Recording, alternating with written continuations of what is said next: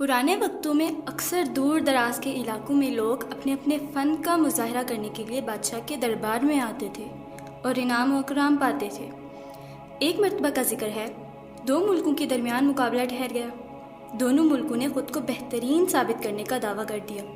بادشاہ نے حکم جاری کیا کہ دونوں کا مقابلہ دربار عالیہ میں جاری کروایا جائے گا اور جو جیتے اسے بہترین کا خطاب دیا جائے گا۔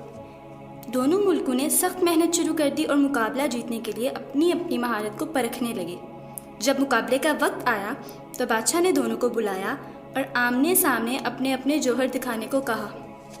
چینی نقاشوں نے بادشاہ سے مختلف رنگ طلب کیے اور بادشاہ نے فوراً منگوا دیے۔ رومی بھی اپنی جگہ مہارت دکھانے لگے اور دونوں اپنی اپنی دیوار پر کام کرنے لگے۔ دو آدمیوں نے دیوار کو آئینہ بنا دیا۔ چینیوں نے مختلف رنگوں سے ایسا کام کیا کہ لوگ حیران رہ گئے۔ جب بادشاہ کے دیکھنے کا وقت آیا تو بادشاہ پہلے چینی نقاشوں کے پاس گیا اور ان کا کام دیکھ کر بہت خوش ہوا، اور اس کے بعد وہ رومیوں کی جانب آیا۔ انہوں نے دیوار پر بڑا سا پردہ ڈال رکھا تھا۔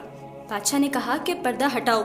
جب رومیوں نے دیوار سے پردہ ہٹایا تو چینیوں کے بنائے ہوئے نقش و نگار شیشے پر منعکس ہوئے اور پھیلتی شعاعوں نے وہ منظر پیش کیا کہ عقل دنگ رہ گئی۔ جو کوئی دیکھے اس کا دل ہی نہ بھرے۔ بادشاہ نے وہیں کھڑے فیصلہ کیا کہ رومی نقاشوں کا کام لاجواب ہے، لہٰذا انہیں بہترین کا خطاب دیا جاتا ہے۔